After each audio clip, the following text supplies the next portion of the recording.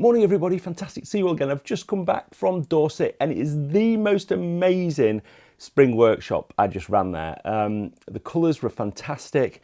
I also managed to record a video just before that workshop, which I'm going to show on Sunday. In fact, I've got loads of videos. I said I was going to take it easy and I've got loads of videos coming. I've got the next release of my camper van video as well.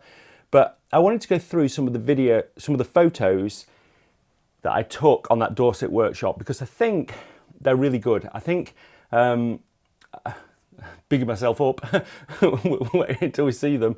But I also wanted to talk about Luminar. Luminar have asked if they could sponsor another video, and to be honest, I wasn't 100% sure because I didn't know where I could fit it in. But they've just had a spring release. So I thought, they've got a spring release, I've got some spring photos, so I could do some quick edits, because that's where I think Luminar is pretty cool, to be honest, where you can not have a huge skill set in editing, but you can get some really good results. So I'm going to talk about their new tools. I told Luminar, if they're going to sponsor a video, they've got to let me be honest. They did last time, they didn't even check my video last time. Same goes this time. I'm just going to say it as it is, basically. But it is a sponsored video, so you've got to take what you think of the information that I give you. Right, so let's get into these photos. So usually I use Luminar as a plugin to Lightroom and just do quick edits from Lightroom, or sometimes I do like the Orton effect in Luminar because it's really easy to do from Lightroom. But I'm actually going to do everything in Luminar Neo, their latest release here. They've changed the logo as well, which I actually quite like that. I think it's pretty simple. Okay, so we're going to go through some of the photos and I'll talk about some of the new tools that they've got. Some of these I've not used before. So you're going to be doing this with me. Right, so me and Jack had just the most amazing conditions and everybody on the workshop. We started off at Corfe Castle, which was fantastic, and we were shooting this at dusk, and then the light got better, as you can see here, and oh my word, the light just got incredible. And I'm going to edit some of these photos, so I thought it'd be good to start with one of these, like this one here. Actually, let's do this one. So we'll do this shot here, and I thought it'd be good to use their Twilight enhancer. I have no idea what that does. So in the tools here, I think they've got a new one here called Twilight enhancer. It's interesting not knowing what tools do, because you could argue that you've got to know what every tool does, but I'm not sure you do. I think as long as you apply a tool and it does what you want it to do, and you think that enhances the photo, then that's fine. Then you've got to decide how much you want to take that. For instance, I don't like adding anything to the photo. I don't want to add in birds or different skies or things like that. I don't mind removing a few distraction elements, and I don't mind tweaking with colours either, but I don't like adding anything. And everyone's different. You've just got to make that decision for yourself. So let's try this Twilight enhancer. I literally promise that I've never tried this before. I've no idea what it's going to do. So, colour preset. We'll just go for mauve. I'm just going to apply it. It's doing, oh, blimey. So they call them AI tools. So that's why it probably just took a second or two to do something. Actually, that's really nice, isn't it? So I feel like that's adding some colour. It's almost like doing a radial gradient of colour here in the background. I actually quite like that. I think that's pretty good. That's really good, in fact. I don't know what it looks like on other tools, and as long as you don't overdo it, just to add a little bit of colour into it, that's pretty good. Let's have a look on the other one. Let's go to this one, see what it does with this one. Edit Twilight enhancer. So yeah, it just takes a second just to kick in, and then it's fine. Again, that's realistic. That's pretty good. I'll continue editing this one because I quite like it. So I'm just going to crop it a little bit. I'm going to move in. Maybe I'll just do a free crop, and we will. I don't mind those car streaks going through there because I feel like they capture some of the colour from the background. So that's applied the crop, and then probably what I do with this, the thing I do on all the Luminar photos that I use is this Enhance AI This is magic.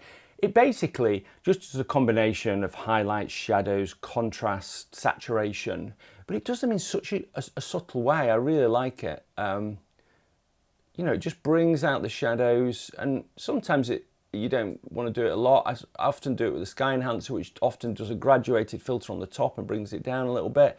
I think that looks pretty good, to be honest. And again, that's why I love Luminar Neo so much, because it's just simple. You know, there's some frustrations with it, which we'll probably get onto at some point, but you know, it's for that quick edit, it's really fantastic. I wish I could use it as my main workflow, but they've still not added a print module yet. So when they do that, you never know.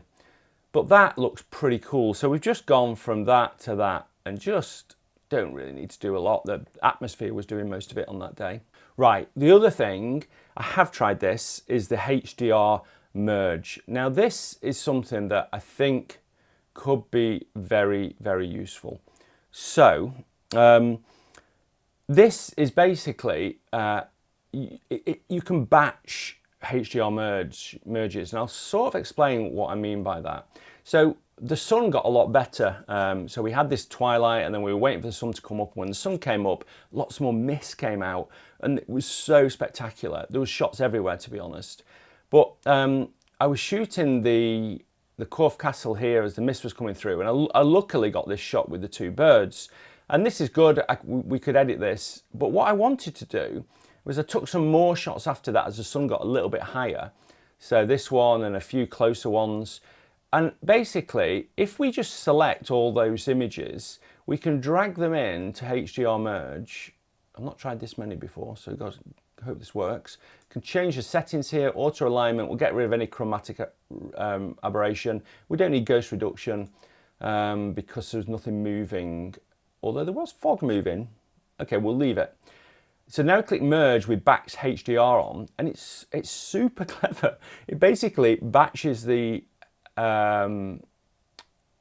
brackets that I did, which makes it really easy. So now I can say, okay, I want to merge that one and that one and that one, but I don't want to do that one. So then I can go, click continue, and that will then go and merge those three sets of images. It also applies settings to the HDR when it merges. I tried this before, as I said. I'm not 100% sure whether I like that or not.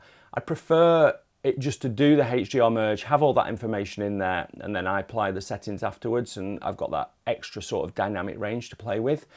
But, you know, if we're just thinking about simplicity, then I think it does a reasonably good job. I've not done these three images before though, so it'd be interesting to see what it does with these. So that's it, we've got the images merged now. So if I just go into this, I can then go and do an edit on it. I could just go and just do the enhance AI and then just work out what I wanted or play about with that.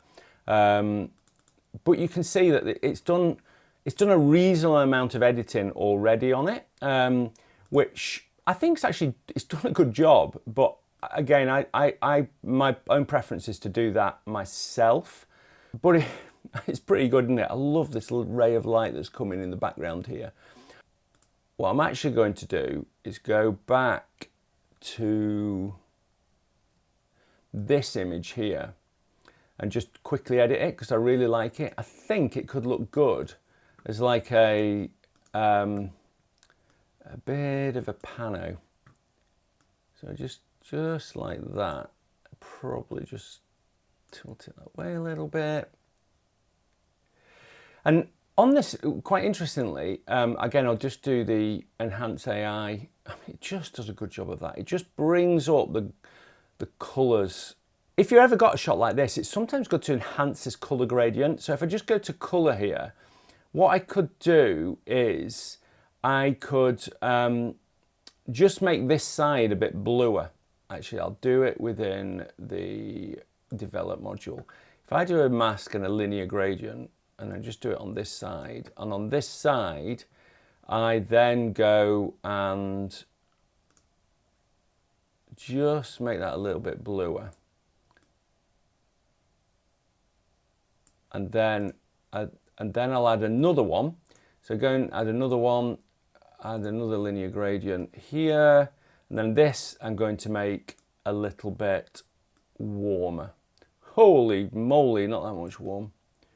So yeah, maybe I just want to increase the saturation. Yeah, just the saturation. Actually, just the vibrance, just to pull out some of that green, that orange. What I want to do is I want to accentuate that change and that transition from yellow to sort of blue going across it.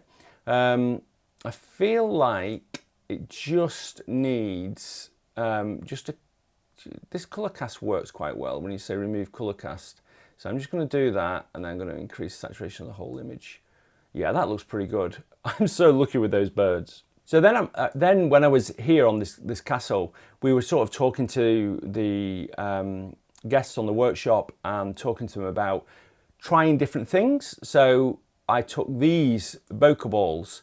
So I was just trying to shoot through the sort of dew on the ground towards Corfe Castle in the background.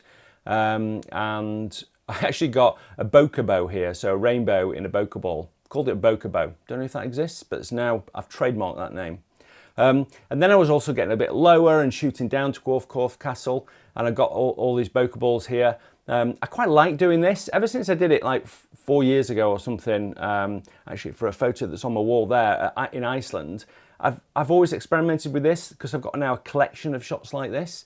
But obviously this one of the guests was walking through the gate here.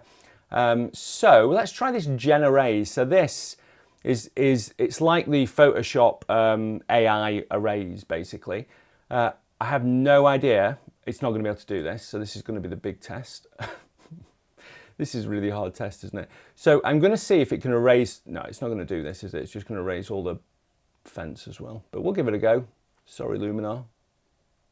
I said I'd be honest. Right, so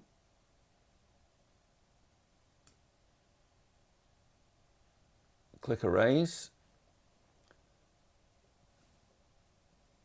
Not sure this is going to work. We'll see. Who knows? Again, I feel like it takes a little bit longer than what? Okay, it's not perfect, but wow, that's not bad. I've left a little bit, I've missed a bit there. So that's done a pretty good job. It left a bit there, but a pretty good job. It's ridiculous. So yeah, I don't think there's a lot of editing to do with this. Again, I'll probably just go to the edit and enhance and, you know, just, again, it just does the things that I would think of doing, really. On this particular one, I probably want to go in and just pull down some of the highlights, I think. Yeah, there we go. But this looks, I can't believe I managed to get rid of her. I mean, the gate looks a bit weird now, but I don't think you'd notice because it's quite weird anyway. So I'm going to show lots of bluebell shots on Sunday because I'm going to show the ones that I took on the workshop plus the ones I did on the video before. We had some really amazing conditions on the workshop, as you can probably see by some of the photos here. I wanted to quickly just try and edit this one because I feel like this might be a good one to just show the luminance masking. So they've added apparently luminance masking, which is so important in editing photos, a bit like this really. And the other thing that Luminar has is it has the Orton effect. So I thought it'd be really good in this particular image to combine the two. So again, I'll go in, I'll just do the enhance AR, I'll do a quick edit of it. And then what I want to do is I want to make this back bit a bit glowier. So I'm just going to quickly just crop this.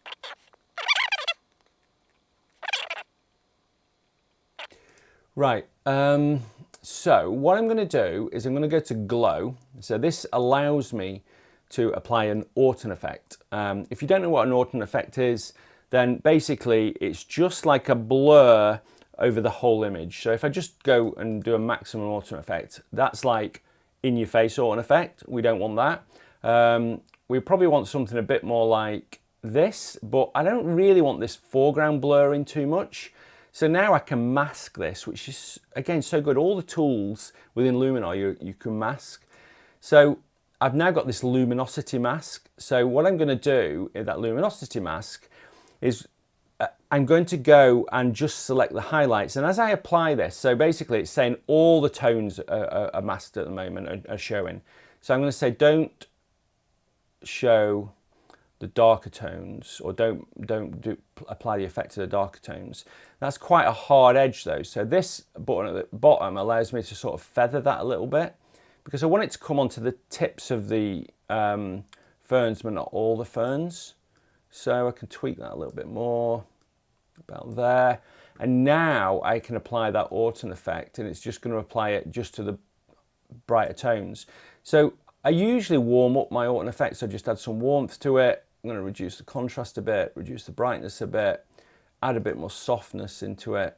And if we just do before and after, you can see it's just added a little subtle glow to it. I can probably even add a bit more to that, to be honest. Because now it's only applying to the highlights, then, you know, there's no reason why I can't just push that a little bit more, because it's not blurring at all those darker tones and those things that are closer to the camera as well.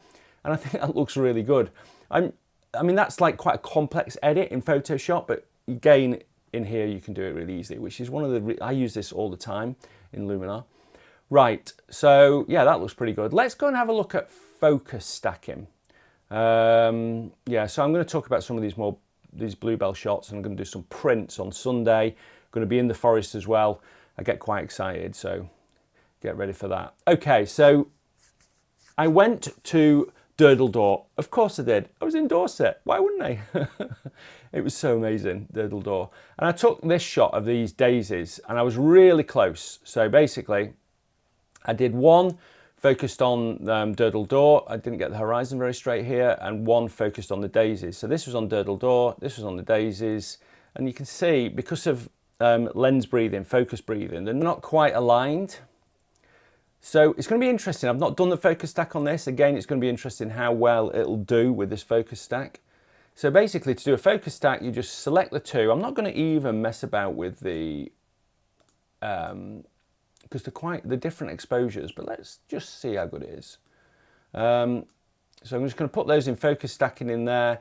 I'm going to auto align. The first one's a reference image, and I'm going to remove any chromatic aberration and just click stack. Right. So that's in focus, so that's good. Wow. It's done an incredibly good job of that, actually.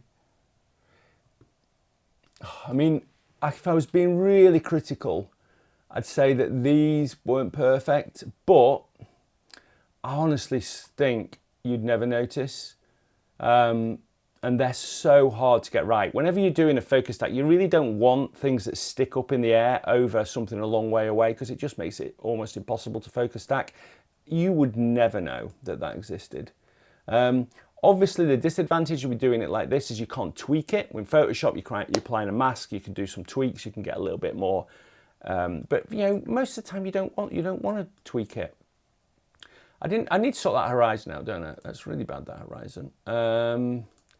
So let's go and let's see if it can automatically align the horizon. No, that's not good, is it? Okay, I think it was a tricky one, that, but it didn't auto align the horizon. So we'll go about there. And then basically I want to tidy this up a little bit. So I can do this in lots of different ways. I can just go and just use the clone tool, or I could go back and use Generative on it.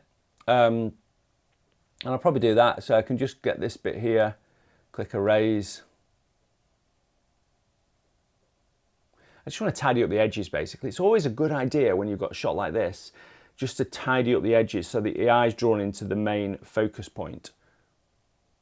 Right, let's go and edit this. So we'll go to the enhance, because I really like this. And it always does a good job. I think we need to actually increase the temperature of this a little bit. I probably should have done this before I focus stacked, but it doesn't really matter. And there, I mean, to be honest, it looks pretty good like that, doesn't it? I quite like that. I quite like that. I think that's quite a good shot. It's always a really good idea to experiment with close-up things. I was like this far away. We were talking to some of the guests on the workshop and saying how close you can go. I was probably this far away.